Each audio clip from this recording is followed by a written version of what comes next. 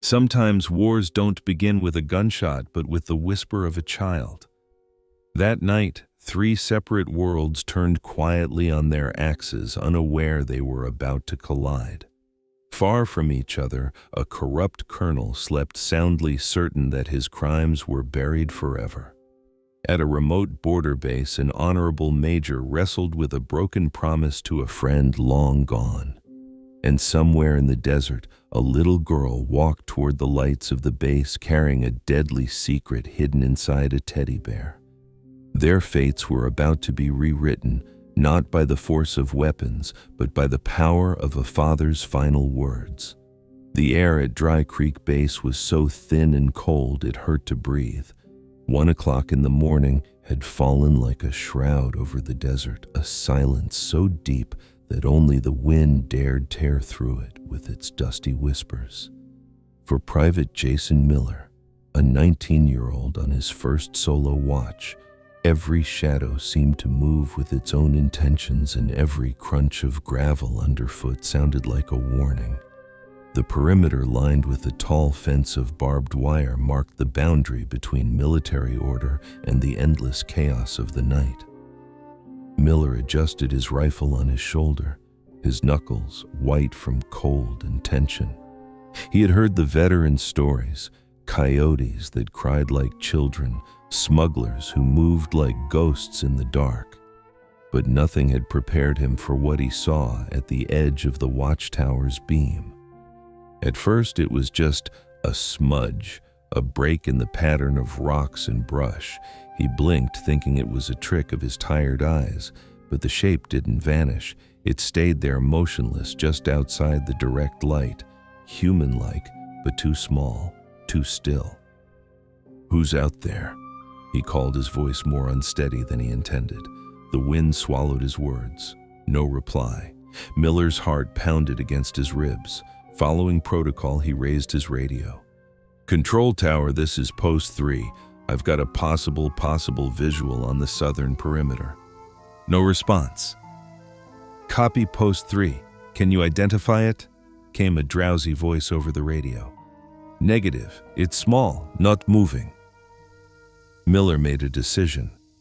Instead of waiting, he switched on the high-powered flashlight mounted to his rifle and aimed the beam straight at the figure. The glare cut through the darkness and revealed the strangest, most unsettling image he had ever seen. It wasn't an animal. It wasn't a ghost. It was a girl. She couldn't have been more than 6 or 7. Her dark hair was matted and dirty, stuck to her forehead with cold sweat. A once white dress was now stained with dirt and torn at the hem. In her arms she clutched a faded, ragged teddy bear, missing one button eye, with a desperation that pierced the heart. But the most haunting part was her eyes, large, dark, ringed with deep purple circles that looked like bruises, as if she hadn't slept in days. And in those eyes there were no tears, only a quiet resolve that froze him in place. Miller slowly lowered his rifle, a wave of disbelief and dread washing over him. What was a little girl doing here in the middle of nowhere at 1 a.m? "Hey," he said, his voice now softer, almost a whisper. "Are you okay? Are you lost?" He stepped forward cautiously, keeping a respectful distance. The girl didn't move back. She just stared at him, her small chest rising and falling in steady, even breaths. "Where are your parents, sweetheart?" Silence was her only answer. She looked like a broken porcelain doll set down in the most godforsaken place on earth. Miller felt a lump rise in his throat. This wasn't in the manual. There was no protocol for finding the soul of a child abandoned at the gates of hell. He tried again. "What's your name?" The girl finally responded. She took a small step forward out of the shadows and into the full light. Her face was covered in scratches, a trail of dried blood marking her cheek. She lifted her chin with a dignity that didn't match her size or condition. Then she spoke. Her voice was barely more than a hoarse murmur, worn thin from disuse, but every word was crystal clear. "I'm not lost," she said.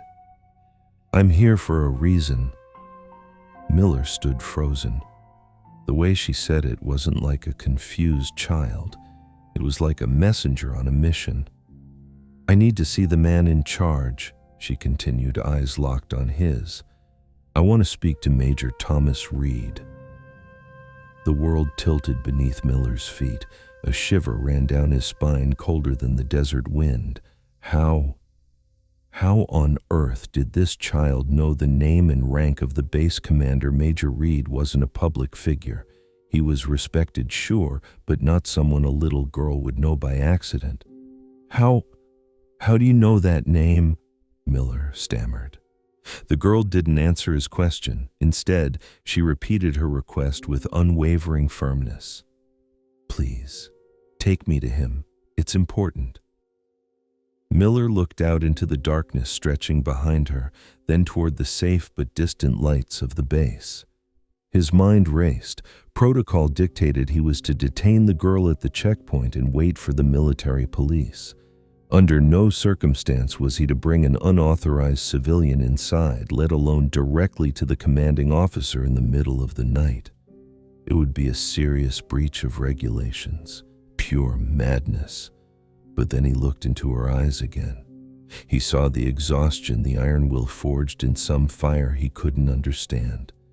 This wasn't a prank. This wasn't an accident. There was a story behind those eyes, one that had ended or maybe just begun right here. And that story had a name, Thomas Reed. In that moment, Private Miller stopped thinking like a soldier and started feeling like a human being.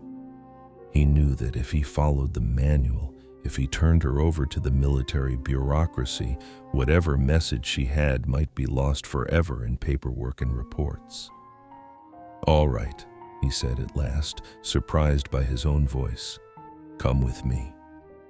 He crouched and held out his hand. The girl hesitated only for a second before taking it. Her hand was small and ice cold.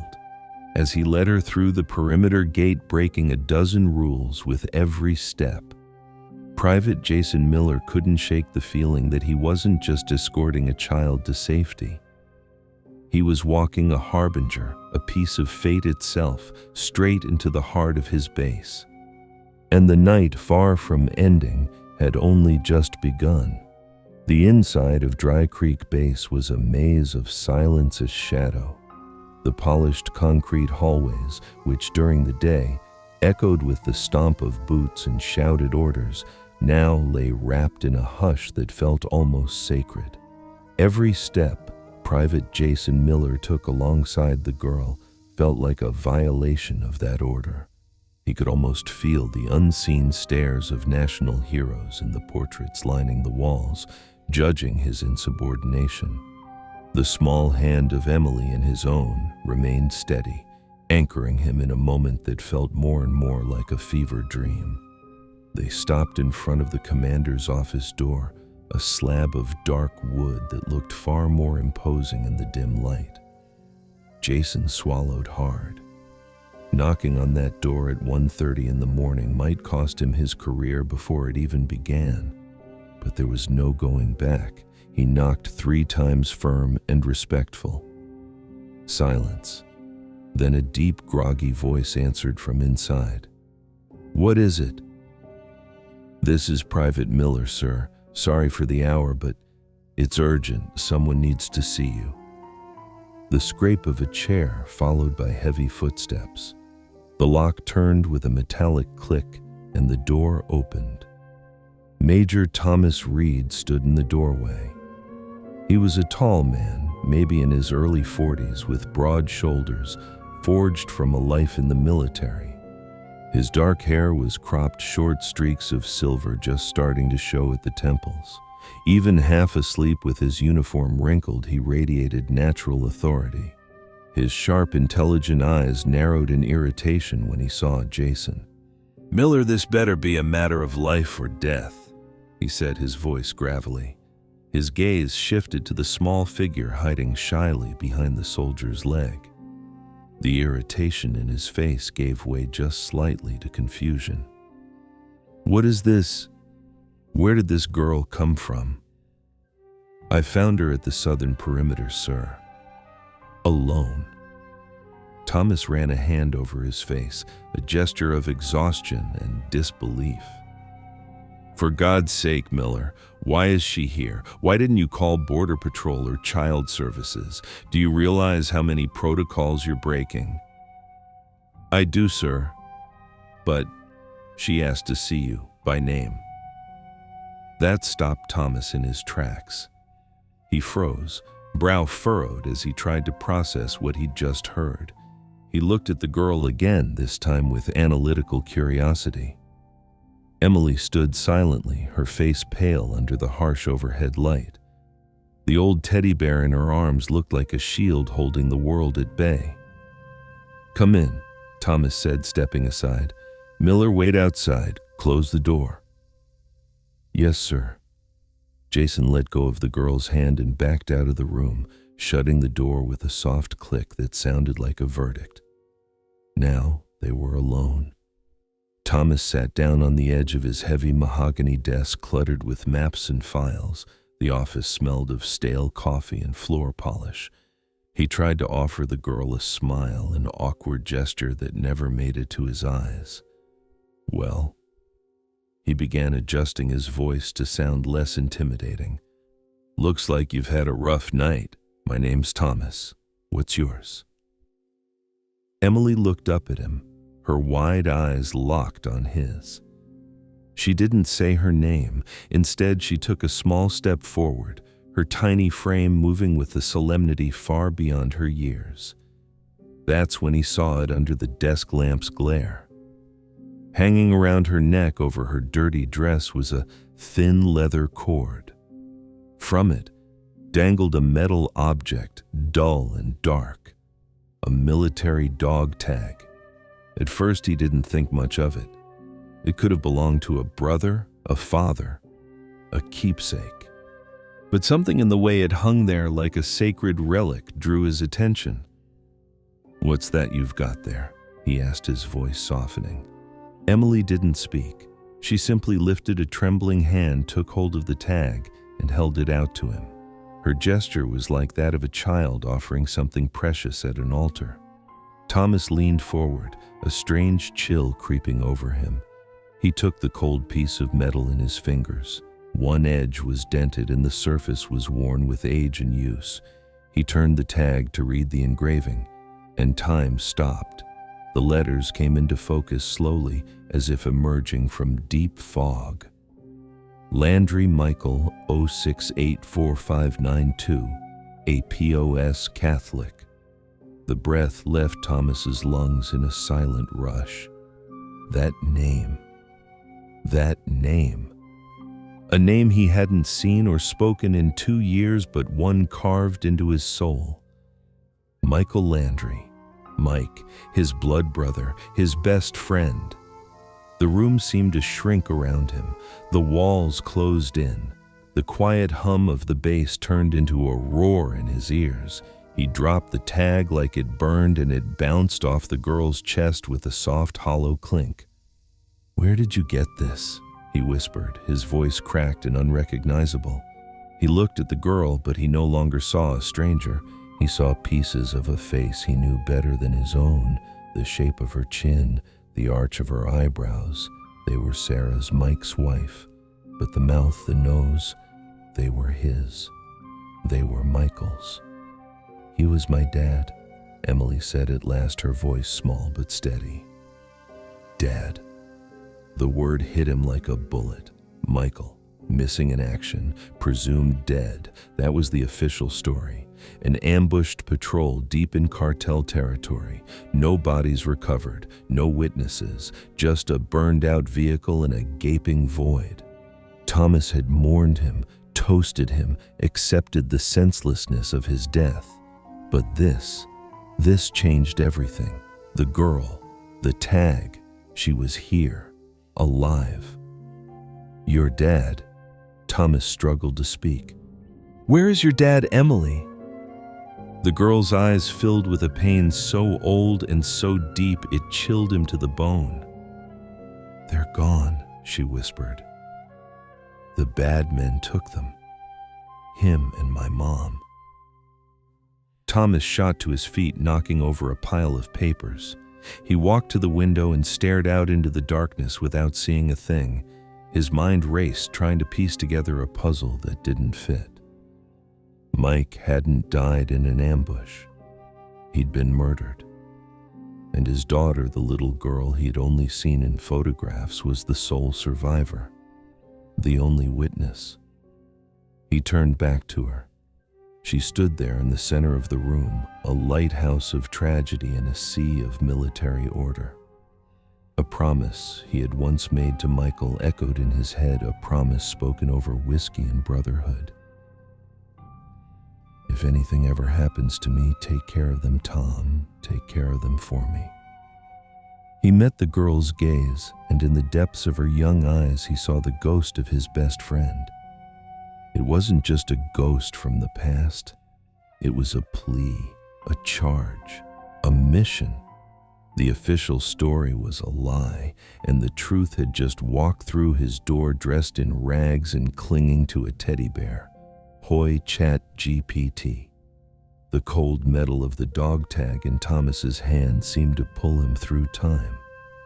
The stale smell of coffee in his office vanished, replaced by the dry, dusty air of the high mesa desert 10 years earlier. The wise, weary face of little Emily faded, and in its place appeared her father's Captain Michael Landry, young, vibrant, and smiling under an unforgiving sun. 10 years ago. Back then, Thomas was a newly minted second lieutenant, fresh out of the academy, carrying the arrogance of someone who had memorized every manual but had never felt the true weight of command. To him, the world was a series of problems with clear solutions, a topographic map that just needed to be read properly. Reality, however, was about to teach him a brutal lesson during the final and most grueling test for young officers, Operation Sentinel. The objective was simple: lead a 6-man squad across 50 kilometers of desert terrain, avoid enemy patrols, and establish an observation post on a mountain ridge. Simple on paper, hellish in practice. Eager to impress, Thomas had studied the maps for nights on end. He had calculated the fastest, stealthiest routes. By his side, acting as evaluator and safety officer, was Captain Michael Landry. Unlike Thomas, Michael rarely glanced at the map. Instead, he watched the sky, the ground, the sweaty faces of the soldiers. He read the terrain with an intuition that both amazed and frustrated the young lieutenant.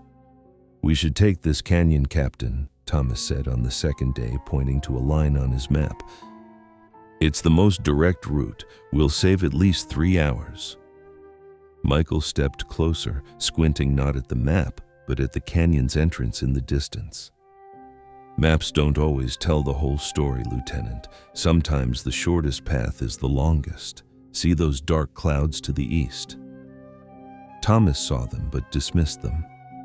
"They're just clouds. The forecast didn't call for rain." "The desert has its own forecasts," Michael said quietly. "I'd take the Mesa route. It's longer, but it's safer." Pride stung Thomas. He thought Michael was testing him, trying to shake his confidence. "With all due respect, Captain, I trust my calculations. My responsibility is to complete the mission in the shortest time possible." Michael looked at him for a long moment. There was no challenge in his eyes, only a hint of resignation. He nodded slowly. "Very well, Lieutenant. It's your call. Lead your men." The first few hours in the canyon went exactly as Thomas had predicted. The pace was quick. The high rock walls shielded them from the wind and kept them hidden. A smug smile crept across his face. The soldiers, however, were uneasy. They exchanged anxious glances and kept looking up at the sky, which was darkening at an alarming rate. Then the first thunderclap rumbled through the canyon, a low, deep sound that made the rocks themselves tremble. And then the sky opened up. It wasn't normal rain. It was biblical. a sheet of water so thick it was impossible to see more than 15 feet ahead. In seconds, the dry, sandy floor of the canyon became a torrent of brown water and mud. Panic gripped Thomas. The water was rising with terrifying speed, swirling around their ankles, then their knees. The escape route they'd come through was now a raging waterfall. They were trapped. "Get to higher ground," he shouted, his voice nearly drowned out by the roar of water. But there was no higher ground, only vertical, slippery rock walls. He saw the terror in his soldiers' eyes. Young men who had placed their trust in him and felt a wave of shame and fear colder than the flood soaking through his gear. He had failed. His arrogance had doomed them. Just as he was about to lose control, a firm hand landed on his shoulder. It was Michael. His face was calm, his eyes locked in. There was no trace of "I told you so" in his expression, just a steady presence that was in itself a command. "Read," Michael shouted over the roar. "Look there." He pointed to a fissure in the canyon wall that Thomas hadn't noticed, a ledge about 30 feet up. It looked impossible to reach. "We'll never make it," Thomas yelled back. "Yes, we will," Michael shouted. He pulled a rope from his pack. "Help me tie this end around that rock. I'll go up first and anchor it." What followed was a display of pure leadership. While Thomas fumbled to tie the knot with cold, shaking fingers, Michael was already climbing the slick rock wall with the agility of a mountain goat. He found handholds where none seemed to exist, moving with a quiet efficiency that inspired trust. Once he reached the ledge, he secured the rope and helped each soldier up one by one, shouting words of encouragement. Thomas was the last to climb. When he finally pulled himself over the edge, drenched, trembling, and humiliated, he collapsed breathless. From their precarious, safe perch, they watched the canyon below become a furious river sweeping away rocks and small trees. Had they stayed down there, they wouldn't have survived. This wasn't training anymore. It would have been real death. No one spoke for a long time. When the rain finally began to let up and the water started to recede, the silence was broken by Michael. He sat beside Thomas and offered him his canteen. "Drink," he said simply. Thomas drank. The water had never tasted so sweet. "I'm sorry, Captain," he whispered, voice raw. "I put everyone in danger. I was an idiot." Michael shook his head. "No, you were a lieutenant learning a lesson no manual can teach. The desert demands respect. Sometimes humility is a leader's most important weapon." He paused, then added with a slight smile, "Besides, now you've got a hell of a story to tell." Later that night, after they finally completed the exercise and returned to base, Michael defended Thomas in the official report. He took part of the blame, calling it an unpredictable weather event and praising Thomas's quick response under pressure, a generous lie that saved his career. That night, sitting outside the barracks and sharing a bottle of cheap tequila to celebrate simply being alive, Thomas asked him why he had done it. "Because I saw a good officer make a mistake, not a bad one," Michael said, gazing up at the stars. "And because in this job we watch each other's backs. We're brothers, aren't we? Today for you, tomorrow for me." Thomas raised the bottle. "Brothers," he said, his voice filled with a gratitude and loyalty he knew would last a lifetime. That memory, that unspoken promise, was now all that remained of his friend. And as he returned to the present, to his office, and looked into the eyes of Michael's daughter, Thomas Reed knew that the tomorrow Michael had spoken of had finally come, and he wasn't going to let him down. Not this time. The memory in Thomas's mind shifted forward, leaving behind the dust of the desert and settling into the humid, heavy air of Ridgepoint Logistics Base 2 years before the present. The border sun scorched the asphalt, creating shimmering mirages of water that danced across the tarmac where massive military trucks moved like sluggish beasts. Here, Captain Michael Landry wasn't a field mentor. He was a meticulous administrator, the officer in charge of overseeing the endless flow of supplies from ammunition to medicine that moved in and out of the base. It was a job that many would have found monotonous, a purgatory of paperwork and inventory checklists. But Michael had a mind for patterns, an eye for detail that bordered on the supernatural. And it was in the margins of that monotony where he found the first loose thread. It started as a simple anomaly, a weight discrepancy in a cargo manifest. A truck supposedly returning empty from a remote outpost was marked on the scale as nearly half a ton heavier than it should have been. A calibration error, he thought at first. He noted the incident and moved on. But a week later it happened again. Same type of cargo, same route, similar discrepancy. Then again, he began reviewing records from previous months. The pattern was there, subtle but undeniable.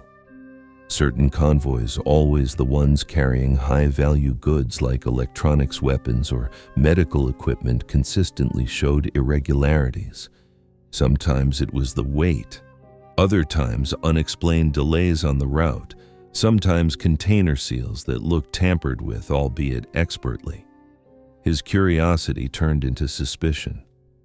He started working after hours, staying late in his office, the only light on in the administrative building. With a cup of black coffee as his companion, he cross-referenced manifests, patrol logs, and personnel records.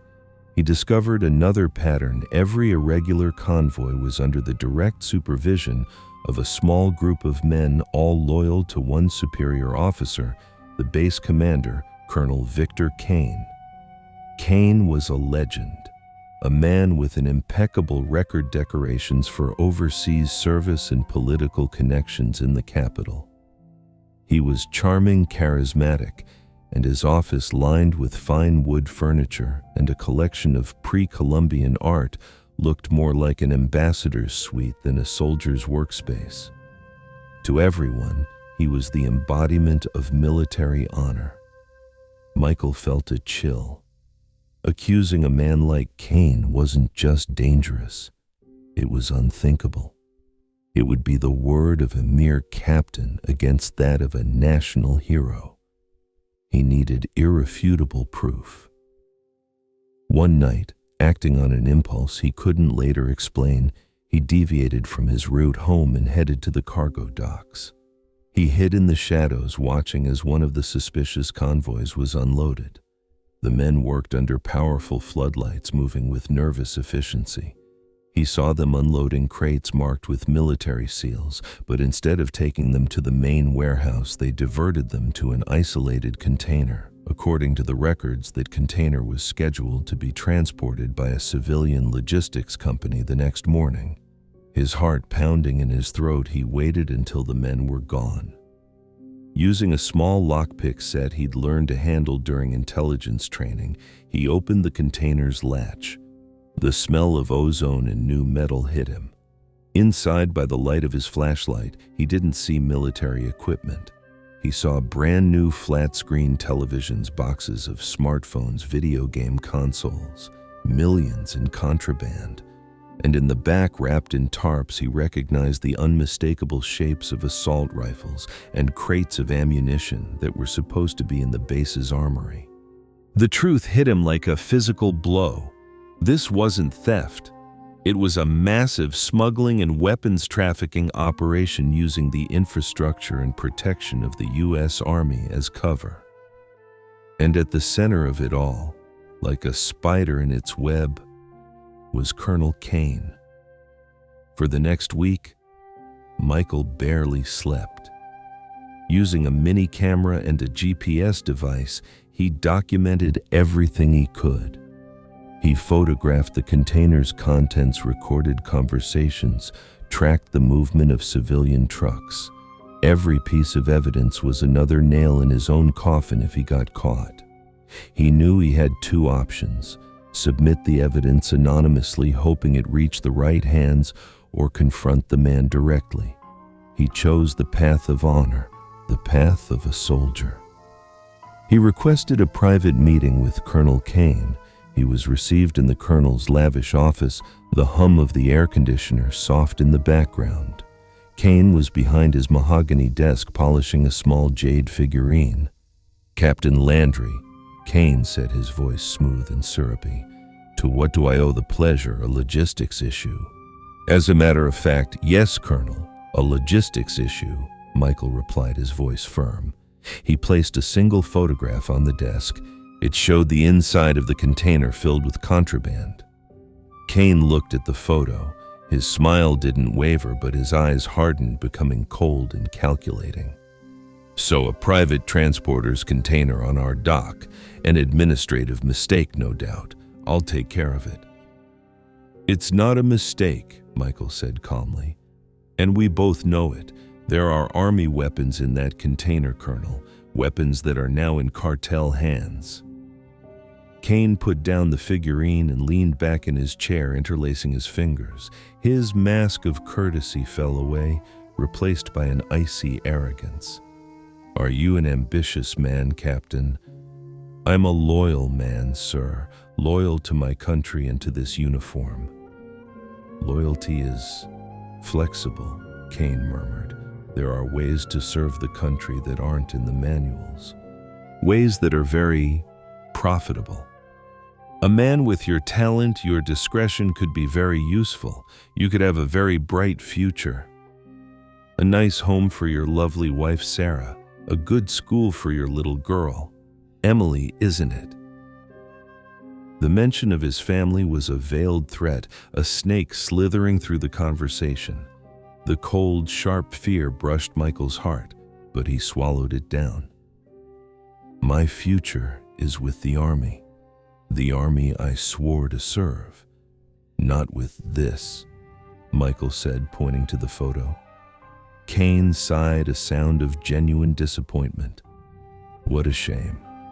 Honor is a very heavy burden, Captain, and sometimes it crushes us." He stood and walked to the window, looking out over the base courtyard. "I appreciate you bringing this to me directly. It shows that despite everything, you're still a good soldier. Leave the evidence with me. I'll take care of it. You may go." Michael knew exactly what that meant. Taking care of it meant destroying the evidence and likely silencing the messenger. He stood. "The evidence is in safe hands, Colonel."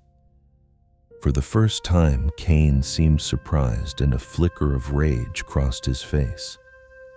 "Don't make a mistake you can't undo, Captain Landry." "You already made it for both of us, sir," Michael replied. He turned and walked to the door, each step a conscious decision.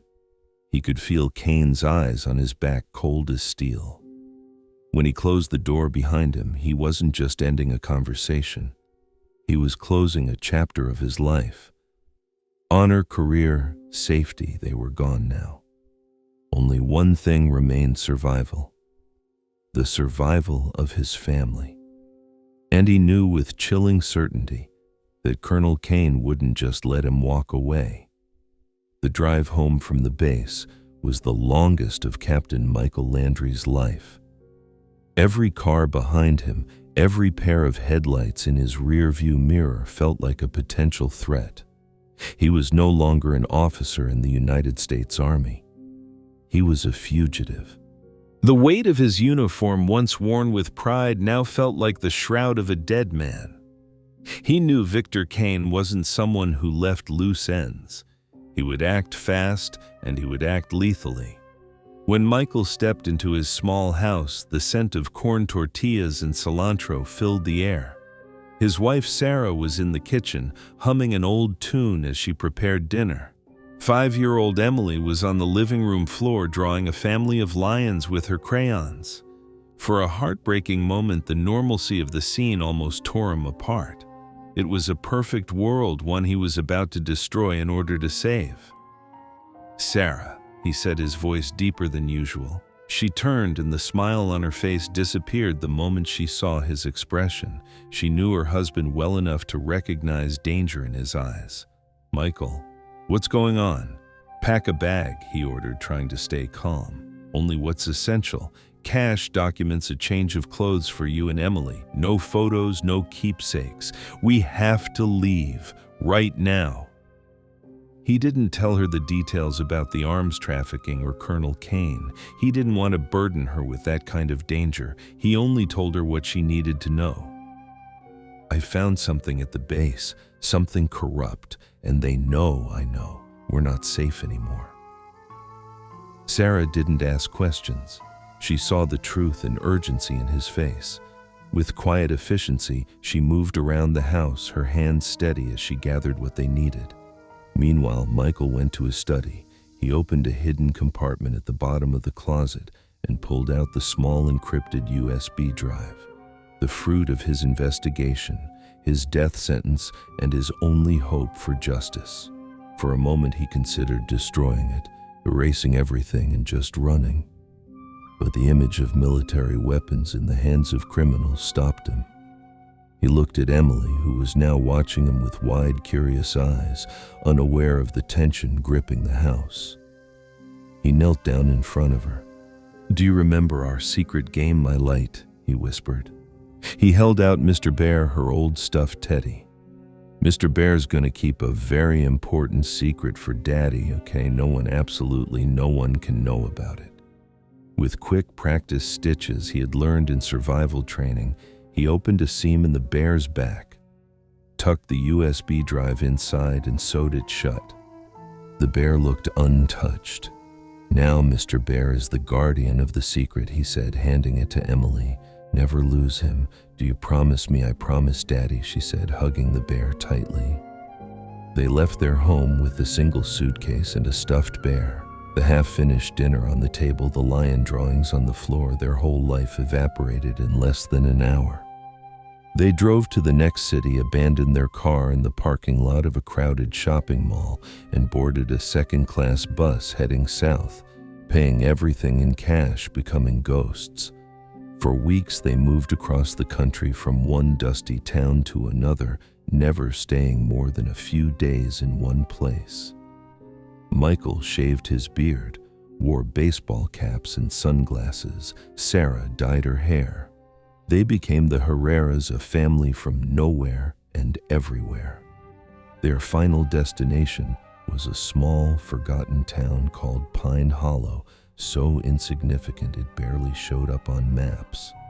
It sat nestled in the foothills of the mountains, just far enough, yet close enough to Dry Creek Base. Michael had chosen it for two reasons: its isolation and its commander. He knew Major Thomas Reed was there. In a world where he could no longer trust anyone, Thomas was his only certainty, his last hope. His plan was simple: settle down, stay hidden, and when the time felt right, find a way to contact his old friend. And for more than a year, the plan seemed to work. They rented a small adobe house at the end of a dirt road. Michael, the decorated captain, now worked as a day laborer on a nearby farm, his hands once trained to hold a rifle, now blistered from swinging a shovel. Sarah grew a small garden of chilies and tomatoes. Emily, now 6, played with the village kids, her laughter echoing in the clean mountain air. There were moments of almost painful peace. Afternoons spent on the porch, watching the sunset paint the sky orange and purple. Nights when, after Emily had fallen asleep, clutching Mr. Bear, Michael and Sarah would hold each other in the dark, drawing comfort from their shared presence. But even in those moments of quiet, fear was always there. A constant companion. A strange car in town. A newcomer asking too many questions. A wrong number on the phone. The threat was always close, a shadow lurking at the edge of their fragile paradise. And then one autumn afternoon, the shadow finally caught up with them. Michael was returning from work, tired and covered in dust. In the distance, he saw 2 black SUVs parked near the house. No license plates, not from town. His blood turned cold. He dropped his tools and ran, not toward the house, but through the fields, circling around to the back, his soldier's instincts kicking in instantly. He slipped through the kitchen door in silence. Sarah stood in the living room, frozen with fear. Through the window, she could see 4 men getting out of the vehicles. They were big, with military-style haircuts and the dead eyes of hired killers. There was no question who had sent them. Kane's network patient and relentless had found them. "Sarah, listen to me," Michael whispered, his voice a mix of urgency and terrifying calm. "Take Emily, get her to the cellar right now. Don't make a sound." The cellar was a small storage room for canned goods with a hidden entrance under a rug in the main bedroom. It was their only chance. While Sarah ran to get Emily, Michael moved through the house, closing the blinds. He had no weapons. Only a heavy machete he used for clearing brush. He grabbed it. It was all he had. Not for victory. This wasn't a battle. It was an execution. His only goal now was to buy time. A few minutes, even just a few seconds for his daughter to disappear. He heard the sound of the cellar hatch closing just as the front door splintered under a heavy boot. Michael positioned himself in the dark hallway that led to the living room, machete raised, heart pounding with the fury of a cornered father and husband. The front door burst open. 2 shadows stepped through, backlit by the dying light of the sunset. Michael Landry's final stronghold had fallen. His fight for survival was over. His fight for his daughter's life had just begun. Emily's world had shrunk to a rectangle of darkness that smelled like damp earth, potatoes, and fear. She curled up in the farthest corner of the small cellar, her face buried in the worn fur of Teddy. Her mother, Sarah, wrapped her arms around her, a trembling shield against the nightmare sounds filtering through the floorboards above. Upstairs, the world was breaking apart.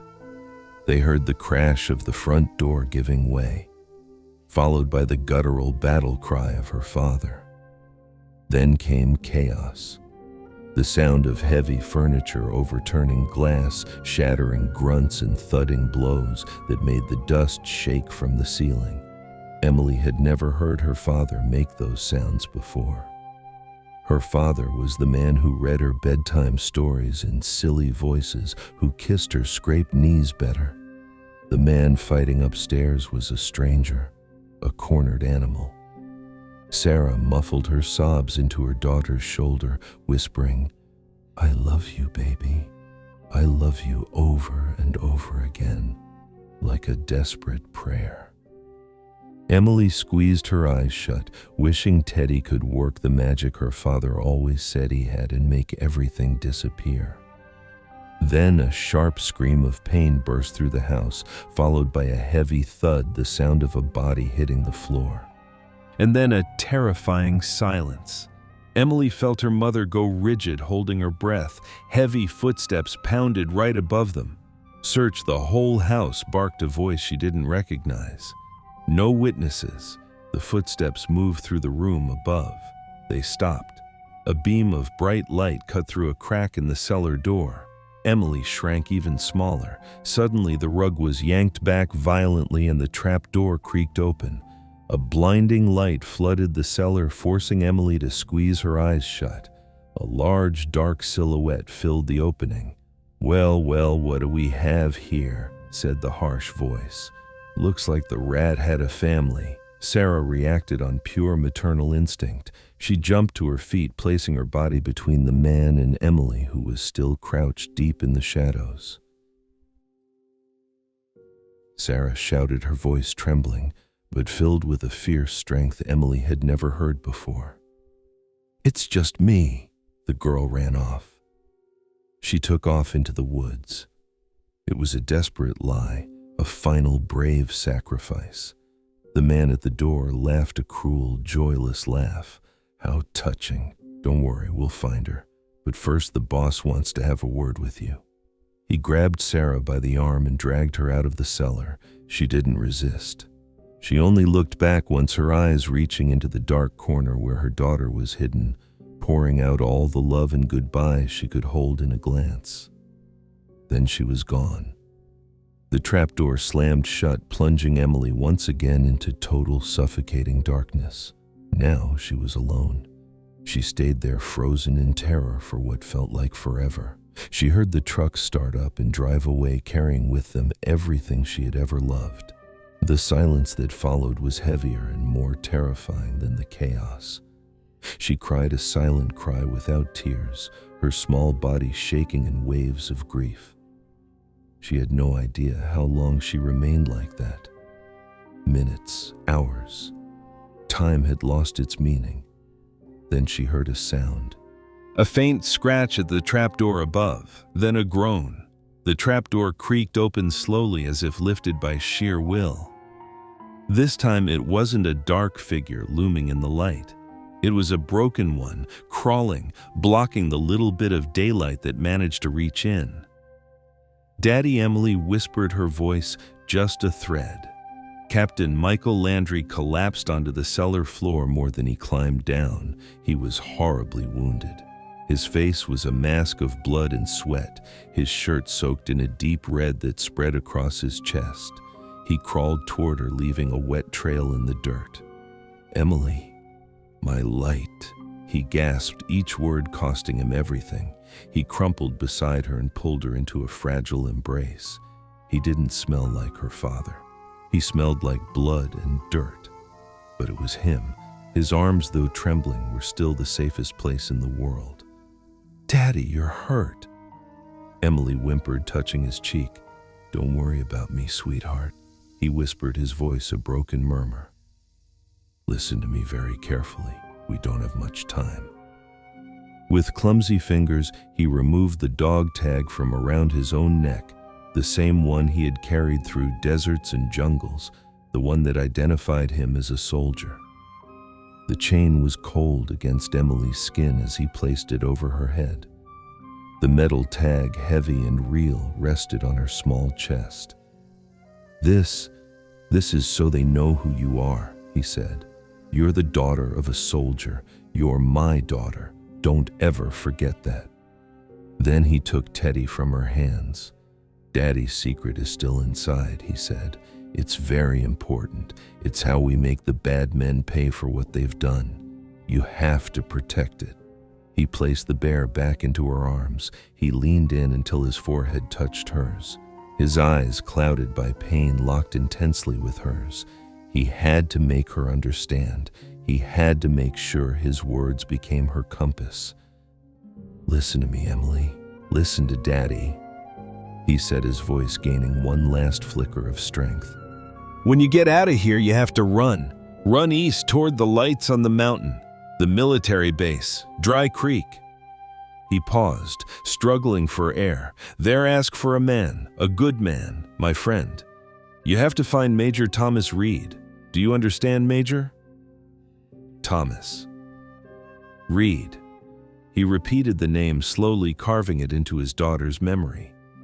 "When you find him," he continued, touching the metal tag resting on her chest, "show him this. Give him Teddy. He'll know what to do. He'll protect you. He's a good man, Emily. He's my brother. Can you do that for me? Can you be brave?" Emily, with tears streaming down her dirty cheeks, nodded hard. "Yes, Daddy, I'll be brave." "That's my girl," Michael whispered. A faint smile touched his bloodied lips. The tension in his body faded. The last of his strength was leaving him. "I love you, Emily. More than all the stars in the sky. Tell your mom I love her too." His voice faded. His head tilted to one side and the full weight of his body slumped against her. The light in his eyes was gone. "Daddy," Emily whispered. She shook him gently. "Daddy." But her father didn't answer. The silence returned, final and crushing.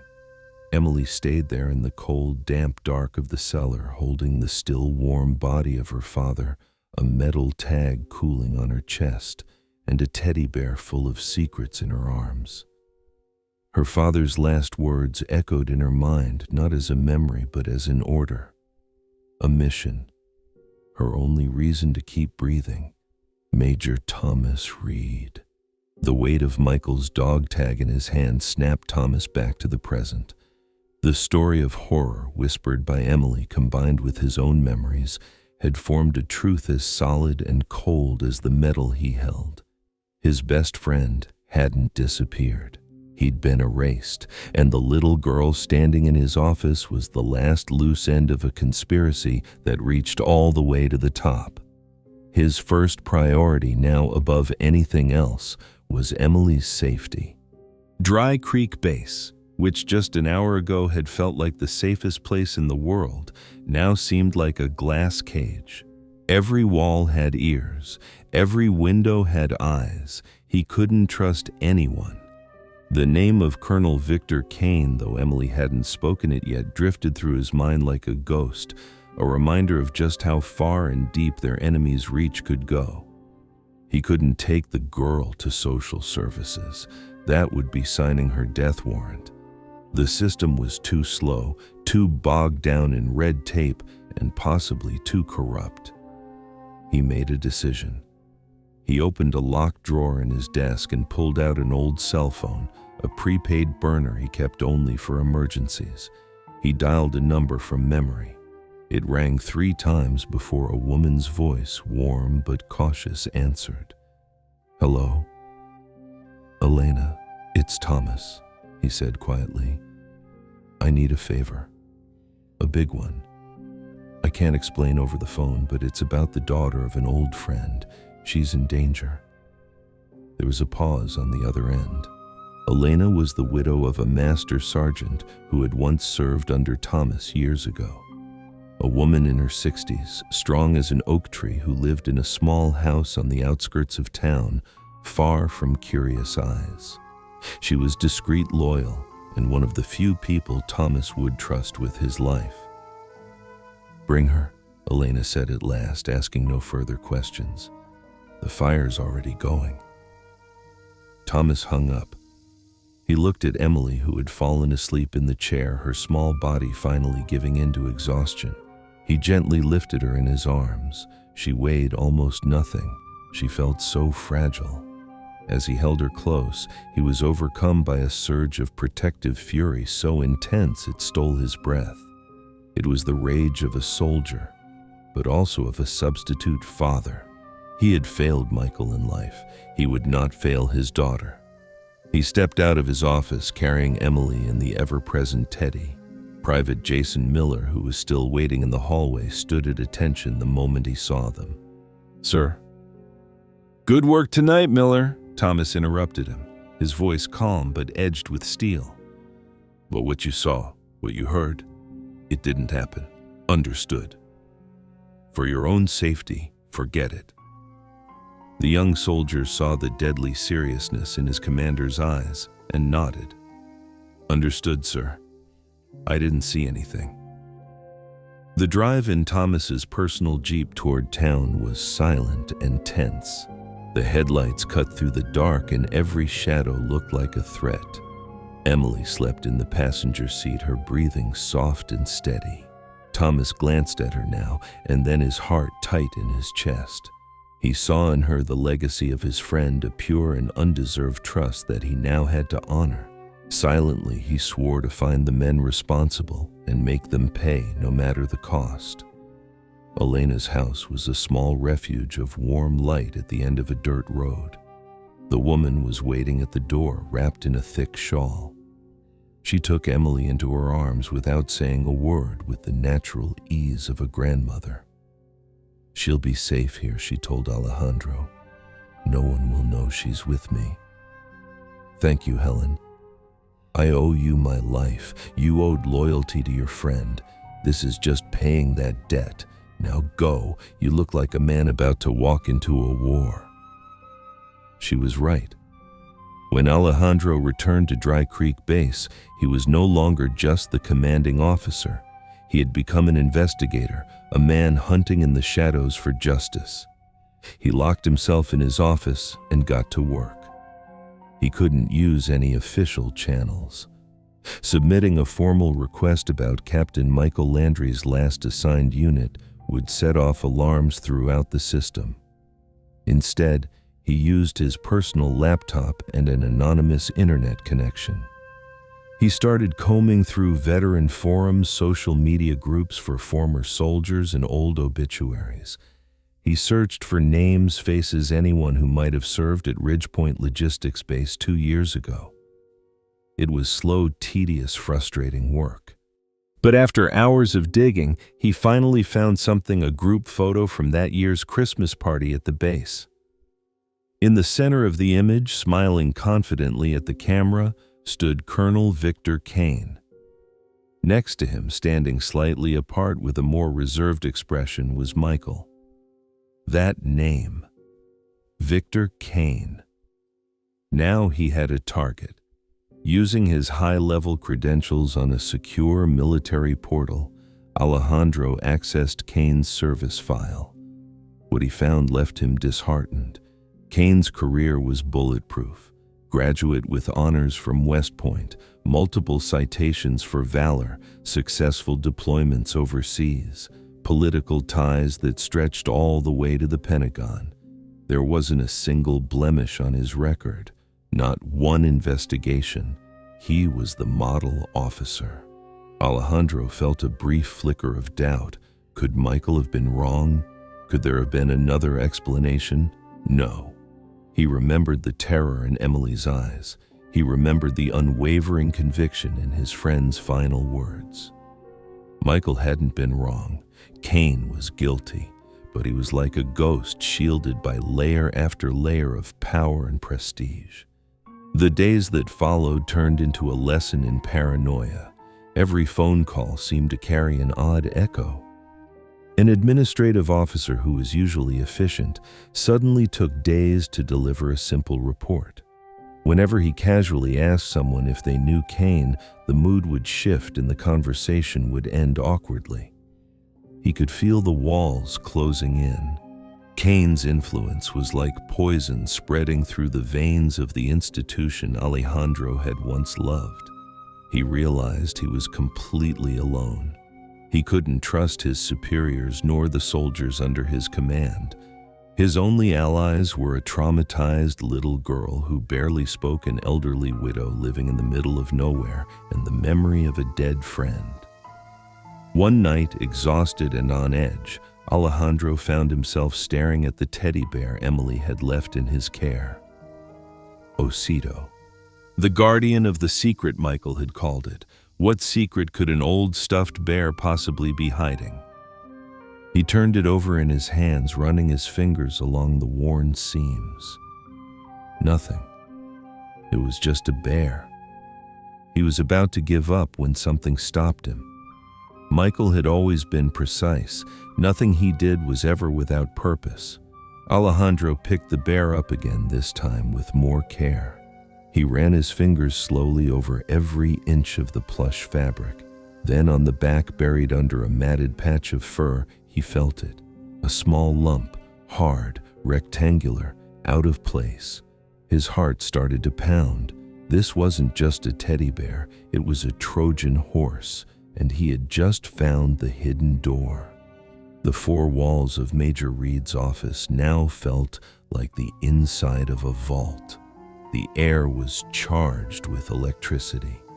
He held the bear in his hands, no longer just a toy, but maybe a treasure chest, or worse, Pandora's box.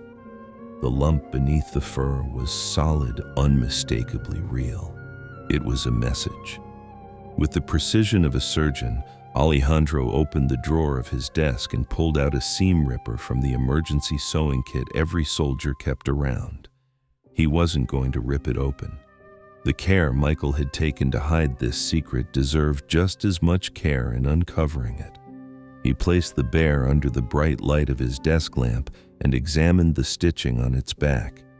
It was nearly perfect, sewn with thread the same color as the bear's fur, but when he looked closely, he noticed the tension in the stitching was slightly different from the rest. It was his friend's signature. With steady hands, he slid the tip of the thread cutter under the first stitch and snipped, then the second, then the third. He undid his friend's work with almost reverent care, as if performing a sacred ritual. Finally, the seam gave way, revealing a small opening in the cotton stuffing of the bear.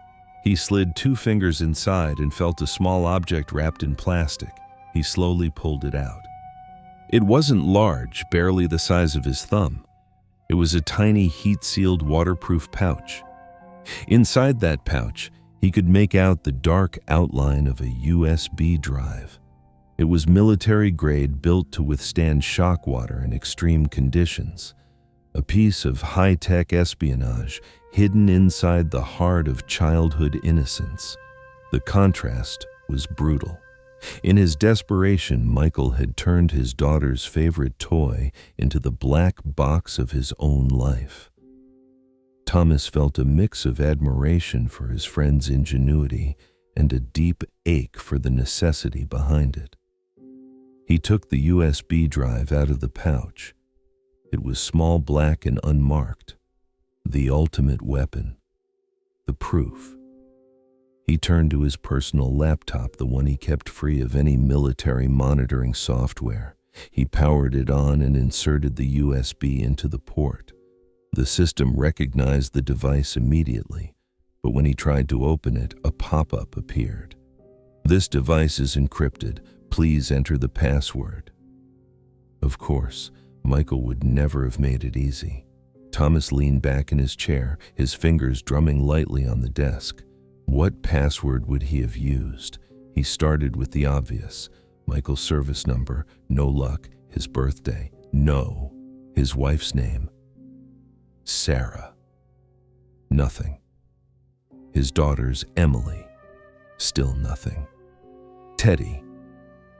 Wrong again. He tried variations, anniversary dates, places that had meant something to them.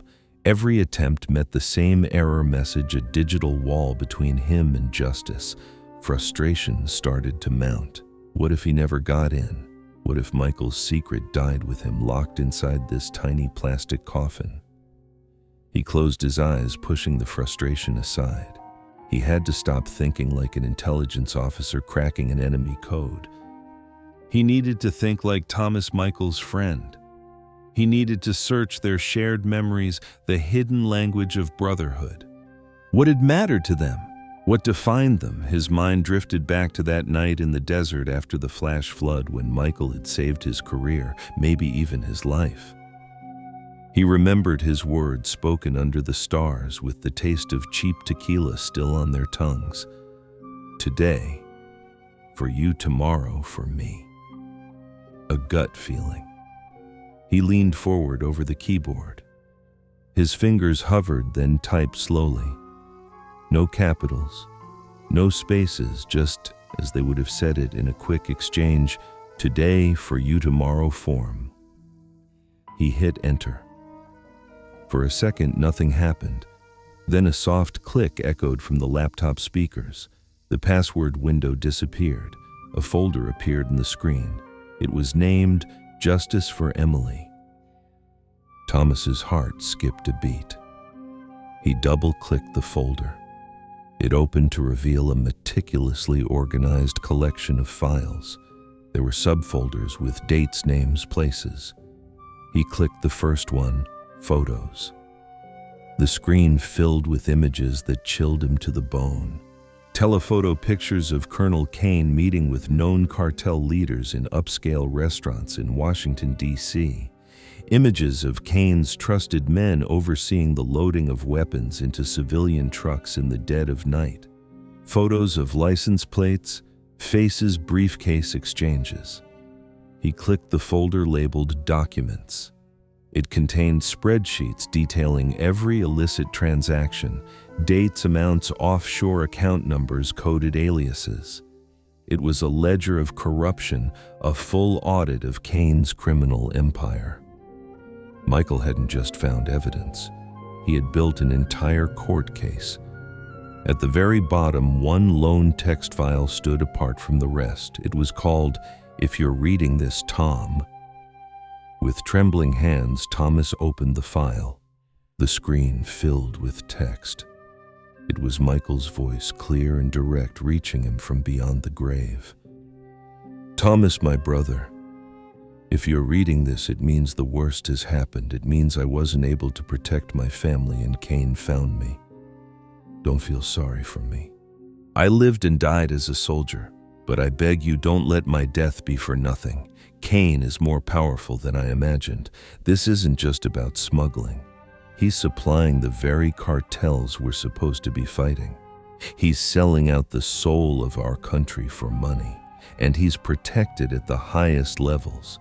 That's why I couldn't go through official channels. It would have been like asking the wolf to investigate the missing sheep. Inside this drive, you'll find everything. Every piece of evidence I managed to gather. It's yours now.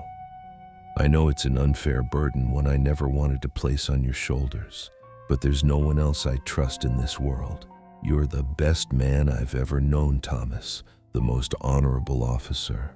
I don't know what's become of Sarah or little Emily. The thought of Cain laying a hand on them, it kills me.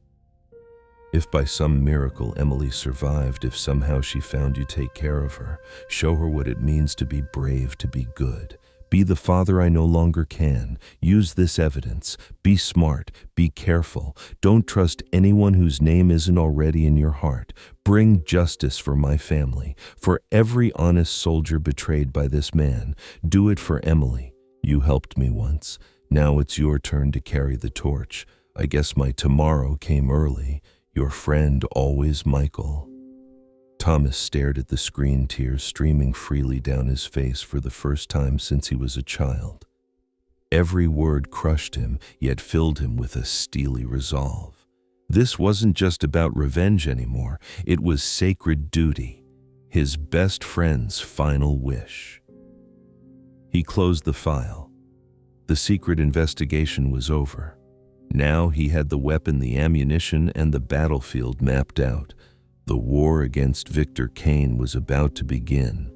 With Michael's last will burning in his thoughts, Thomas Reed became a strategist. He knew official channels were useless. Cain's allies in the capital would smother the spark before it even caught flame. He needed a wildfire. Something so public, so undeniable, no one could cover it up. He needed an ally. One name from Michael's notes lit up like a beacon. General Robert Whitaker. Unshakable. Hated Cain. General Whitaker was a legendary figure, commander of special forces, a lone wolf, famous for his contempt for corruption. Reaching out to him was Thomas's riskiest move and his only hope. After a week of dangerous back-channel communications, he secured a meeting. It took place at an abandoned airstrip where Thomas stood by his Jeep as a Black Hawk helicopter descended from the sky. Whitaker stepped out of the aircraft, a broad man with a weathered face and eyes that could see straight through steel. "You've got 5 minutes, Major," Whitaker said, his voice low and firm. "This better be good." Thomas handed him a tablet loaded with key evidence. Colonel Victor Cain, arms trafficking, money laundering, murder, including Captain Michael Landry. Whitaker listened without interruption, his eyes scanning the screen. When Thomas finished, the general stayed quiet for a moment. "I've known Cain since we were cadets," he said finally. "The evidence is solid, but his friends will bury it. We need to catch him red-handed." "I have something, sir," Thomas said. "According to Michael's data, there's a major shipment scheduled 3 days from now. The drop point is an abandoned cement plant out in the high Mesa Desert." A grim smile crossed Whitaker's face. "Get me the coordinates, Major. We're going hunting." 3 nights later, inside the ruins of the cement plant, an elite special forces unit waited in the dark. Thomas, embedded with them, managed communications. His mind was sharp and steady. At exactly 2 a.m., just as Michael's files had predicted, the vehicles arrived, 2 unmarked cargo trucks and a military convoy. Through his binoculars, Thomas watched Cain's men begin transferring crates of assault rifles and grenade launchers to the smugglers. Treason right out in the open. "Green light! Move in!" Thomas whispered into the radio. What followed was a symphony of controlled violence. Flashbangs exploded. Before anyone could react, the operatives moved in from the shadows, neutralizing everyone involved in under 90 seconds. It was silent, efficient, deadly. The lieutenant in charge, pale and shaking, was brought to Whitaker, who had arrived as the action kicked off. "You've got two options, Lieutenant," Whitaker said calmly. "Life in prison, or you make a call to your boss." Meanwhile, hundreds of miles away, Colonel Victor Kane was sipping a glass of whiskey, celebrating what he thought was the end of the Raphael Landry problem. His satellite phone rang. "Report," Kane asked, bored. "There's a problem, Colonel," his lieutenant stammered. "The buyer wants to renegotiate. He wants to speak with you directly." Greed overrode caution. "Put him on." There was a moment of static, then a new voice came through the line. "Good evening, Victor. This is Robert Whitaker." The glass slipped from Kane's hand and shattered on the floor. He froze. "Robert, what is this?" "It means your party is over," Whitaker said coldly. "I've got your shipment, your men, and I've got a recording of you authorizing the sale. Oh, and I've also got a little gift from your old friend, Captain Landry. Looks like he left you quite the memory stick." Panic gripped Kane, but it was too late. At that exact moment, the front door of his residence was smashed in by a battering ram. A special forces team stormed the house. "Colonel Victor Kane, you are under arrest by order of High Command for treason, arms trafficking, and murder," announced the lead officer. It was a total fall from grace. The untouchable colonel was dragged from his home barefoot and in handcuffs, in full view of news cameras Whitaker's team had made sure were present. The story exploded across the country. Back in the high Mesa desert, Thomas listened to the radio confirmations. He took off his helmet and looked up at the morning sky. A massive weight lifted from his shoulders. He didn't smile, but for the first time in 2 years he felt at peace. The war was over. Justice had finally prevailed. 6 months later, the political storms had settled. While the Army honored Captain Michael Landry's name as a symbol of courage, true peace had taken root at Helen Carter's adobe home, far from the noise and fury. It was there that Thomas, no longer Major Reed, just Thomas in civilian clothes, arrived on a crisp autumn afternoon. In his hands was not a weapon, but a paper bag that smelled of warm cinnamon bread. He wasn't greeted by silence, but by the laughter of a little girl. Emily, no longer a haunted shadow, but a vibrant child. Her face lit up with the glow of childhood restored, ran to embrace him. "Thomas," she cried, showing him a drawing. On the paper were 3 figures holding hands under a smiling sun: a big man, a gray-haired woman, and a small girl. In the corner, a teddy bear watched over them. "That's us," Emily said, grinning. Thomas's heart felt full. "That's the best drawing I've ever seen, sweetheart." Later on the porch, as the sun dipped low, Thomas knew it was time. Osito mission complete rested on a nearby chair. "Emily," he said softly, "your dad was the bravest man I ever knew, and he loved you more than anything in this world. Everything he did to protect you." He paused, his voice catching. "He asked me to take care of you, and that's the greatest honor of my life. But I want this to be your choice too. I'd love for you to come live with me, to be my daughter." He reached his hand across the table, a silent offering. Emily looked at him and without hesitation placed her small hand on top of his. "Can we name the dog Rafa?" she asked, her voice bright and full of healing innocence. Thomas laughed, and the tears he had held back for so long finally fell, not from sorrow, but from overwhelming gratitude. "Of course we can, sweetheart," he said. "We'll name him Rafa." As he held her little hand in his, the war felt truly over. Justice had been done and revenge had given way to something far greater. He had fulfilled the promise made to his fallen brother. Out of the ashes of an unthinkable tragedy, a new family had taken root, not bound by blood but by loyalty, sacrifice, and a love even death couldn't destroy.